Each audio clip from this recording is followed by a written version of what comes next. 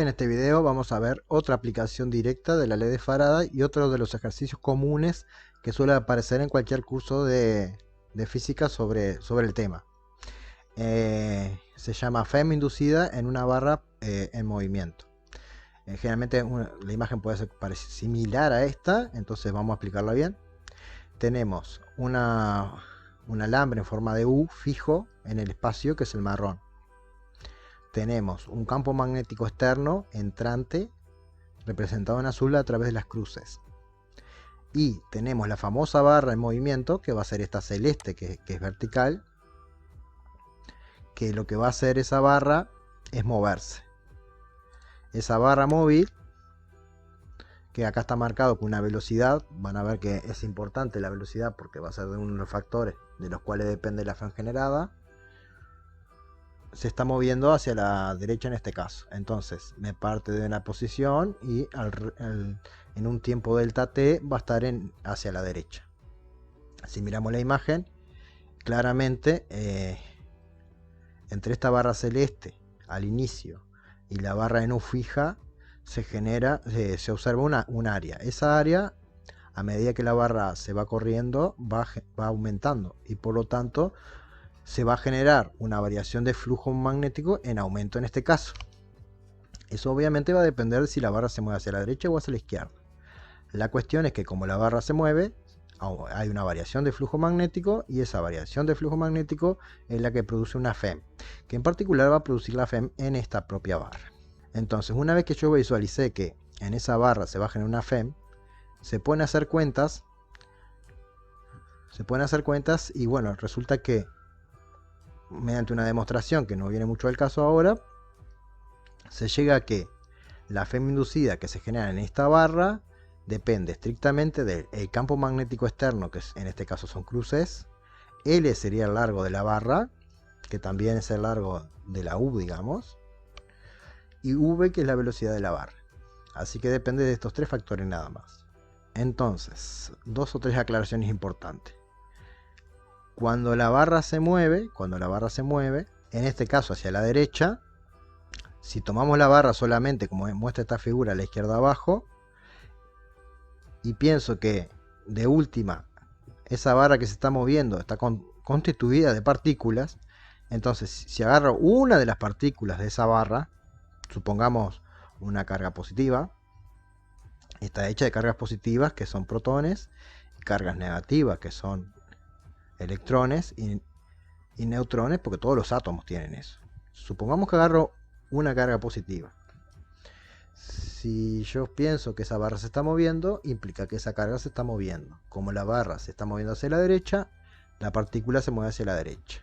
Si yo recuerdo que toda partícula que se mueve en un campo magnético es influenciado por una fuerza magnética, esa fuerza magnética se determinaba por la regla de la mano derecha de la palma. Si la aplico en este caso, con el campo magnético entrante y la velocidad hacia la derecha, me queda una fuerza sobre esa partícula positiva hacia arriba.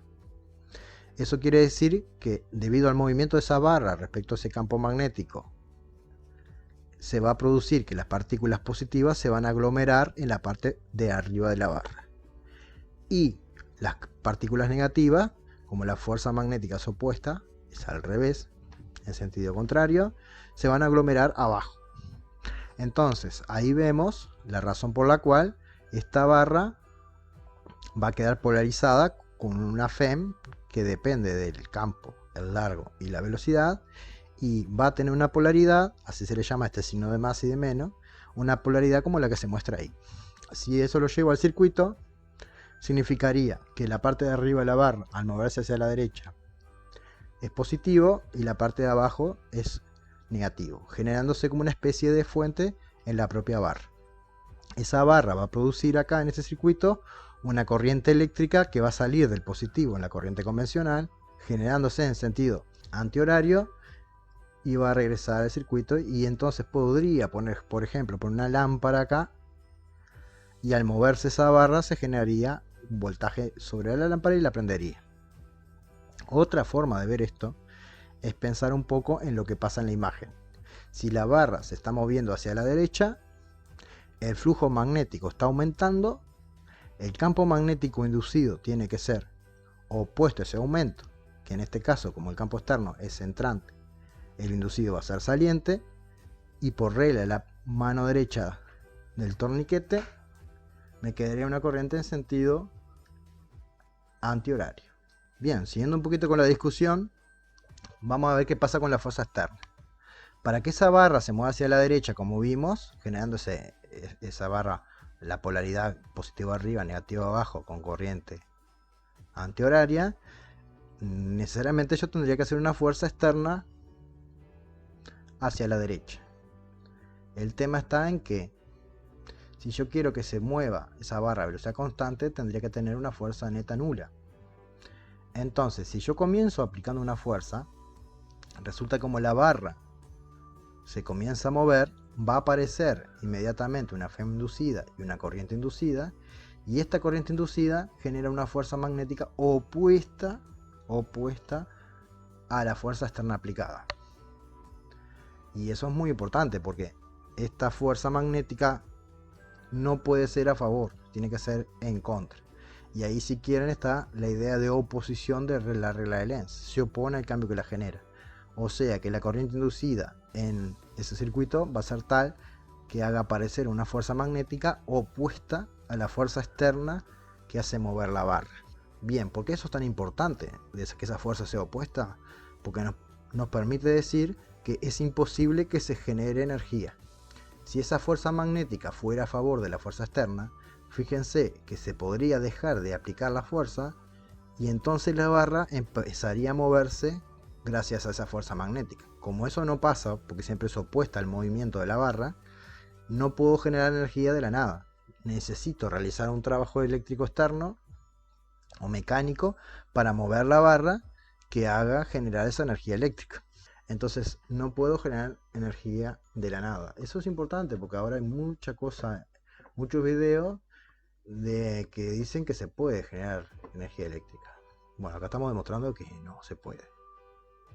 Y por último, una aplicación. Acá lo que estamos viendo es un marcapaso.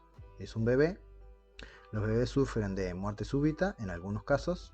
O sea, es que se detiene el corazón y si yo no estoy atento para darle respiración, ese bebé deja de respirar y se moriría. Para evitar eso se le pone esta cinta metálica que tiene un campo magnético externo. Cuando el bebé está respirando, esta barra se está moviendo y por todo lo que dijimos, entre este cablecito y el blanco y el negro se va a generar un voltaje, aunque sea muy pequeño, se genera un voltaje.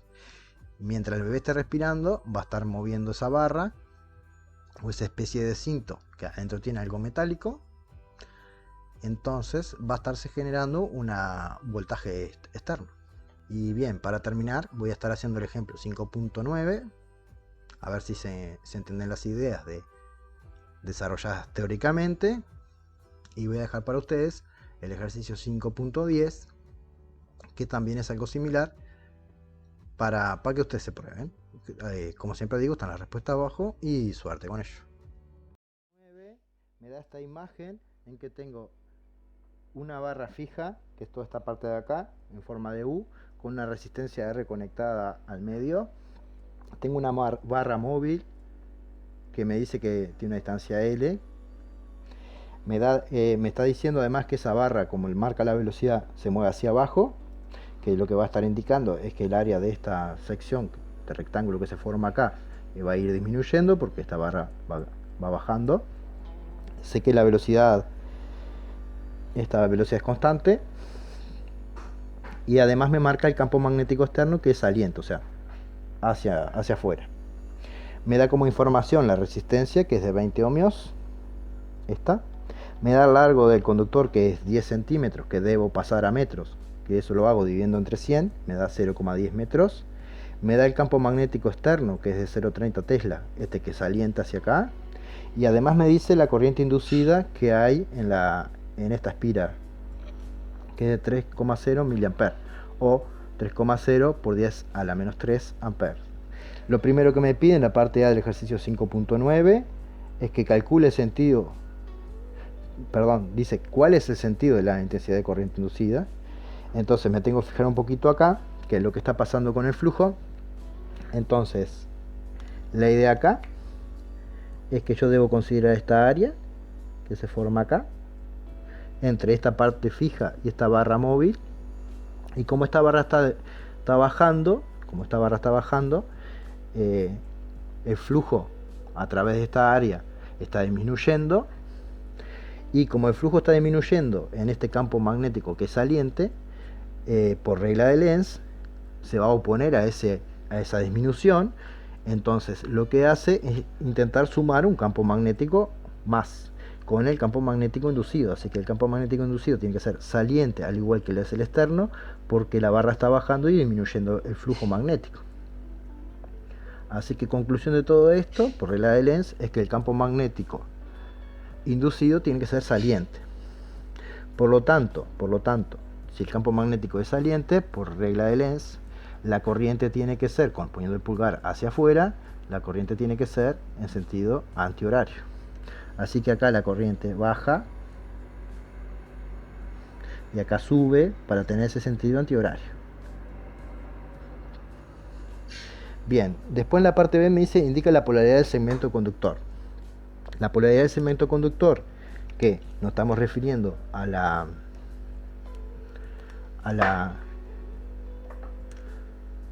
de la FEM de la barra, que fue lo que desarrollamos anteriormente. Como ya sabemos que la corriente sale del positivo y entra al negativo en cualquier circuito, cuando hablo de corriente convencional, este va a tener que ser el extremo positivo para que la corriente salga y entre por el negativo. La barra se está comportando como una fuente de voltaje con más y menos, donde el extremo izquierdo es el positivo para que la corriente fluya en el sentido antihorario, y el extremo negativo tiene que ser el lado derecho. La dibujé así, ¿sí? Y acá se le pone FEM, o sea que es equivalente la barra a una FEM, a un voltaje de una pila, por ejemplo, más y menos. Después, la parte C del ejercicio me dice que determine qué velocidad tiene que tener en estas condiciones de acá. Bien, la forma de proceder de eso es: primero aplico ley de Ohm, porque yo tengo la intensidad y tengo la resistencia. De ahí puedo sacar el voltaje o la FEM. Entonces, por ley de Ohm, la intensidad de corriente inducida es la FEM inducida sobre la resistencia. Por lo tanto, lo que yo quiero es sacar la FEM inducida. Lo que tengo que hacer a la resistencia que está dividiendo del lado derecho, pasarlo al lado izquierdo multiplicando, que fue lo que hice acá. Me quedaría resistencia por la corriente inducida igual a la FEM inducida. Como tengo el valor de la resistencia, que vale 20 ohmios, y tenemos el valor de la corriente, que vale 3 mA, puse 3,0 por 10 a la menos 3, me va a dar la FEM inducida. Entonces sería 20 por 3 exponente menos 3, 0,06, y lo que voy a hacer acá es ponerlo con exponente. Aprieto esta tecla, me queda 60 por 10 a la menos 3 volt. La tecla que apreté es ENG. Y esa sería la respuesta a la FEM, que no es la pregunta, pero ya estoy más cerca. Después lo que debo hacer es utilizar la ecuación nueva que vimos de la FEM inducida en una barra, que es el campo magnético por el lado por la velocidad, me da la FEM inducida. La FEM inducida la acabo de calcular, el campo magnético me lo dan, el largo de la barra lo conozco y la velocidad es lo que quiero averiguar. Sustituyendo me quedaría 60 por 10 a la menos 3 volt, que fue lo que acabo de calcular, es igual a 0,30 Tesla, que es el valor de campo externo, por 0,10 metros, que sería el largo de la barra. Bien, acá lo que tengo que hacer es pasar todo este paquete, esta multiplicación que está del lado derecho multiplicando, dividiendo al otro lado.